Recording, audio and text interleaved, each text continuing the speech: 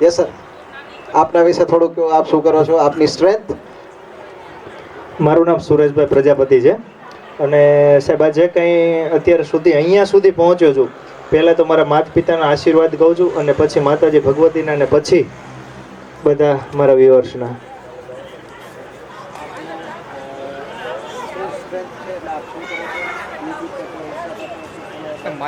સાહેબ હું યુટ્યુબમાં પણ છું, ફેસબુકમાં પણ છું અને ઇન્સ્ટાગ્રામમાં પણ છું. આપણે પહેલાં યુટ્યુબમાં વિડીયો બનાવતા હતા અને ત્યાર થોડાક સમય પછી ઇન્સ્ટાગ્રામ જ્યારે ચાલુ કર્યું ત્યારથી ચાલે છે અને આમ ચાલતું રહેવાનું છે.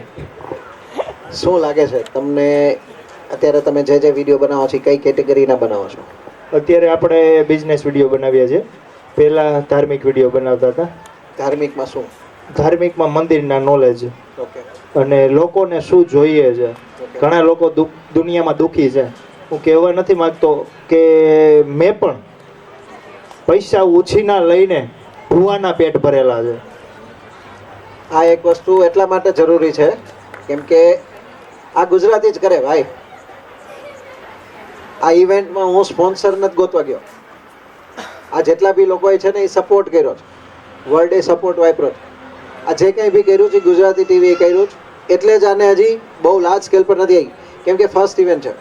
એમ થેન્ક યુ વેરી મચ. તમે જે કર્યું છે બધા ભૂવાના પેટ ભર્યા છે, બહુ સરસ કહેવાય. એટલે લોકો ઘણા છેતરાય છે. અત્યારે ઘરે ઘરે દુઃખી છે ને એક વ્યક્તિ મારી પાસે તો એવા ઘણા બધા છે કે કોઈ પણ વ્યક્તિ છે આજે એવું કહેશે કે ભાઈ અહીંયા આપણે હું આટલો દુઃખી છું તો ઓલા ભાઈ પાસે ગયા. એટલે અત્યારે આપણી પણ એક કહી દઉં કે કોઈ પણ અત્યારે દુનિયામાં કોઈ એવો વ્યક્તિ નથી કે જે દુઃખી નથી. હવે ઘણા બધા એવા પણ લોકો છે જે કદાચ મારી પાસે તો એવા વકીલો પણ હતા અને જજ પણ હતા કે એને શું પ્રોબ્લેમ હોય તો કે મારે લોન પાસ નથી થતી. એટલે કોઈ લોકો એવું કહેશે કે ત્યાં જાય એટલે એની લોન પાસ થઈ જશે. એટલે ત્યાં જાય છે એટલે એ વ્યક્તિ સીધો એમ કહેશે કે ભાઈ આમાં આટલા ટકા થશે કે વહીવટ થશે અને લોકો આપે જ છે. આ લોકો કેવી રીતે છેતરાય છે એટલે મારે એ લોકોને કેવી રીતે બંધ કરાવવા એ બસ આવડતી ન આવડતી થોડી ઘણી સેવા કરતો કે કોઈ નાનું મારામાં હજી સુધી મોટા મંદિરનો ટાર્ગેટ બહુ ઓછો જ હશે. કેવો હશે કે નાની એવડી કોઈ પણ જગ્યાએ આપણે નીકળ્યા હોય રસ્તાઓને વચ્ચે અને ત્યાં ખાલી ધજા હોય તો ધજા ઉપર ત્યાં લોકોને કેવી રીતે પહોંચતા કરવા એ થોડી ઘણી આશીર્વાદથી કરતો હતો ને લોકો ત્યાં જતા હતા અને એના કામ થાય છે. આજે પણ થાય છે. પૈસા નહીં મૂકવાના, નહીં કોઈ માનતા બાધા, એમનામાં જ બસ દર્શન કરો ને તમારું કામ થઈ જાય. અને તમારું કામ ક્યારેક તમે વિડીયો જોયો, વિડીયોના માધ્યમથી તમે માનતા રાખી, તમારા નસીબમાં હશે, નીતિનું માગશો તો તમારું કામ થઈ જાય અને ત્યાં જવાનું. બસ આ જે કંઈ કર્યું એ નિસ્વાર્થ ભાવે હતું. ત્યાં સુધી મારી રીતે સેવા કરી. પછી પરિસ્થિતિ ઘણી બધી વાત નથી કર્યા જેવી, એટલે જ્યાં સુધી હતું ત્યાં લગી આપણે કર્યું પણ દુનિયા માટે કર્યું. જ્યારે આપણી ઉપર આવ્યું ત્યારે કોઈ આપણને સપોર્ટ કર્યો નહીં. તમે કેમ દર્શન કરવાનું ગયા? દર્શન જરૂર દિલમાં કરું છું. નહીં, હું તમારા તમારી લેંગ્વેજ ઉપર કહું કે તમે એમ કહો છો કે ત્યાં દર્શન કરવાથી આનું સોલ્યુશન થઈ ગયું. જી, હું સાહેબ દર્શન વિડીયો ત્યારે બનાવવાનો, ત્યાં જઈને જ વિડીયો બનાવવાનો. નહીં, તમે એમ કહો ને કે એવી કન્ડિશન આવી તો હું એમ પૂછું તમે કેમ તો દર્શન કરવા ગયા? એમ દર્શન કાયમને માટે દિલમાં રાખવાના.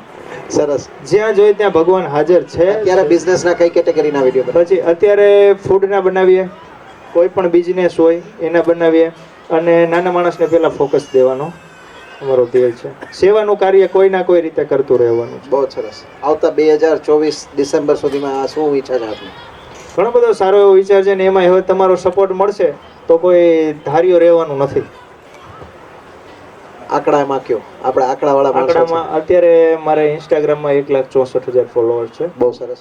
પણ 2 લાખ તો થઈ જશે. તો મારી જરૂર નથી. થઈ જશે. કરવાના જ હોય ને તમને તો પહેલા આગળ. તમે એટલું કોન્ફિડન્ટલી કીધું 2 લાખ તો થઈ જશે તો મારી જરૂરત નથી એમ.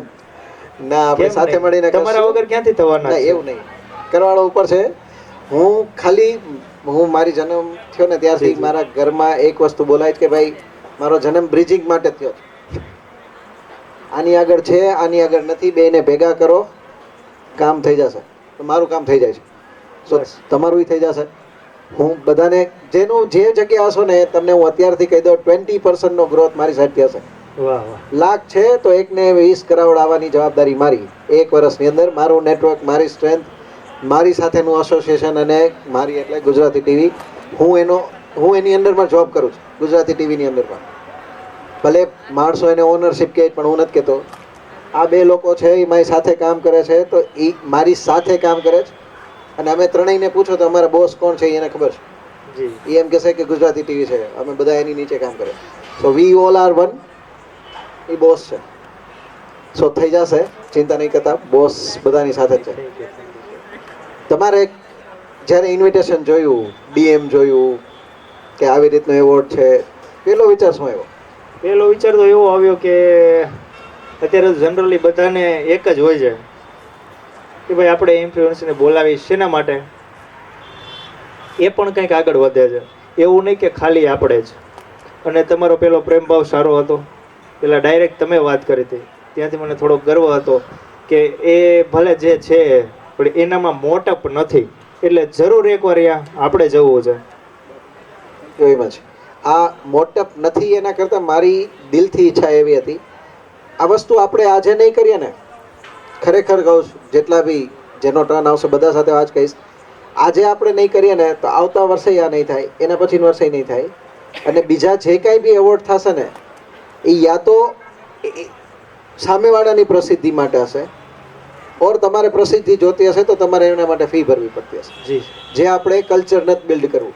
સો આપણે કમ્યુનિટી જેવી બનાવીએ કે આવું કાંઈ બી થાય તો એ કમ્યુનિટી ડિસાઈડ કરીને કહે કે ભાઈ અમે પેઇડમાં અમે ક્યાંય નથી જતા, શ્યોર. અમારે પેઇડ એવોર્ડ્સ નથી જોતા, અમે અમારા કામ માટે અમારી પાસે લોકો છે.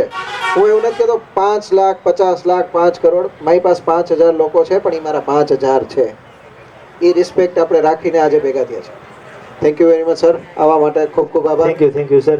આવી જ રીતે આવા નવા ફંક્શન કરતા રહ્યો તો અમને પ્રોત્સાહન મળતું રહે અને ખૂબ આગળ તમે પણ વધો ને અમે પણ વધતા રહીએ.